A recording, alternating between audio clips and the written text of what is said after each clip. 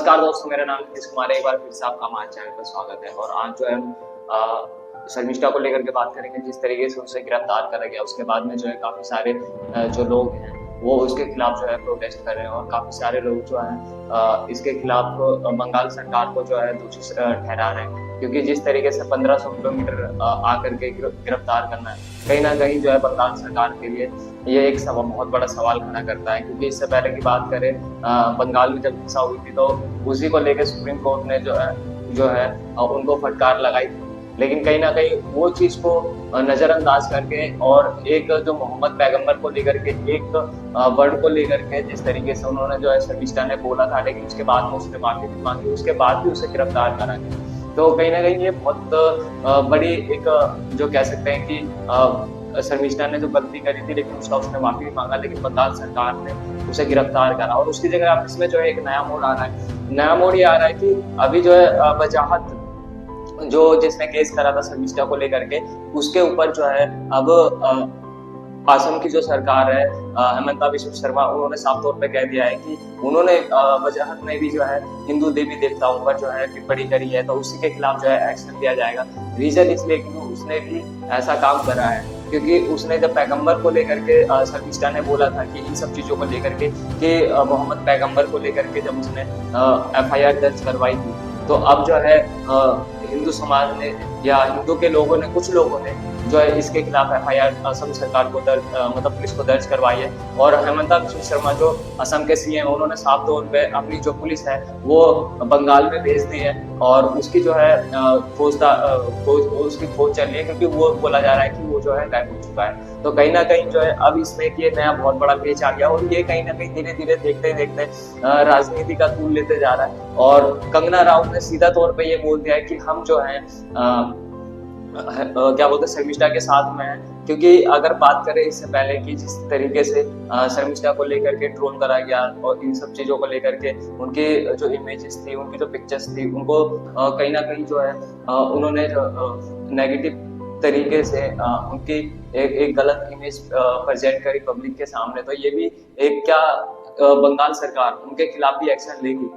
और बंगाल सरकार में सबसे बड़ा सवाल ये भी उठता है कि जिस तरीके से वजाहत ने जब हिंदू देवी देवताओं पे टिप्पणी कर रखी है, अगर उनकी प्रोफाइल को खंगालोगे, उनकी चीजों को जब हमने खंगालना स्टार्ट करा, तो ये सारी चीजों को देखने को मिला।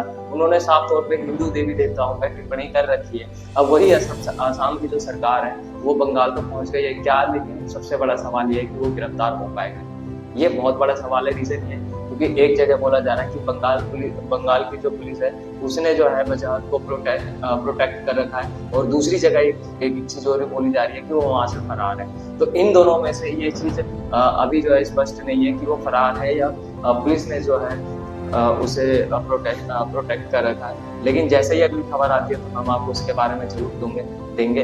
लेकिन सबसे बड़ी चीज ये है कि ये आखिर सिलसिला कब तक चलता रहेगा, चाहे हिंदू देवी देवताओं को ले लिया जाए, चाहे मुस्लिम देवी देवताओं, मुस्लिम के मोहम्मद पैगंबर को ले लिया जाए। क्योंकि अगर हिंदुओं में से भी अगर मोहम्मद पैगंबर को लेकर के बोला जाएगा, तो फिर जो है मुस्लिम समाज भी इन सब चीजों को लेके आगे आएगा। और मुस्लिम समाज भी जो है हिंदू देवी देवताओं को लेकर के बोलेगा, तो कहीं ना कहीं जो है हिंदू भी इन सब चीजों को लेकर आगे जाएगा। तो ये बहुत कंट्रोवर्सी है। रीजन ये है कि अब इसमें भी जो है हम लोगों को एक अवेयरनेस की जरूरत है कि किसी भी धर्म को लेकर के, पर्टिकुलरली एक धर्म को लेकर के टारगेट नहीं करना चाहिए। उससे पहले अपने धर्म को देखना चाहिए कि हम किस धर्म के लोग हैं और हमें क्या, अगर हम किसी चीज को लेकर के पर्टिकुलर बोल रहे हैं तो क्या हमें वो चीज शोभा देती है। क्योंकि धर्म सबका अपना होता है और मान्यता सबकी अपनी अपनी होती है। क्योंकि अगर मैं बात करूँ मैं हिंदू हूँ, तो मैं इसका मतलब ये नहीं कि मैं किसी धर्म को लेकर के पर्टिकुलर बोलूँगा, ठीक है। तो ये भी कहीं ना कहीं देखिए बहुत बड़ी बात है। और मुस्लिम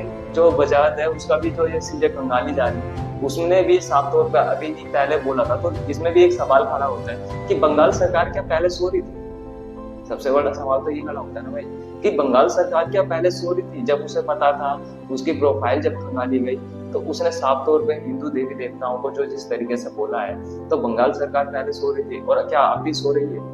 अगर जब उन्होंने FIR दर्ज करवाई तो क्या उन्हें इन सब चीजों को खंगालना नहीं चाहिए था? उन्होंने सीधा एक FIR दर्ज करवाई शर्मिष्ठा के लिए और सीधा जो है 1500 किलोमीटर दूर पहुंच गए सिर्फ शर्मिष्ठा को गिरफ्तार करने के लिए।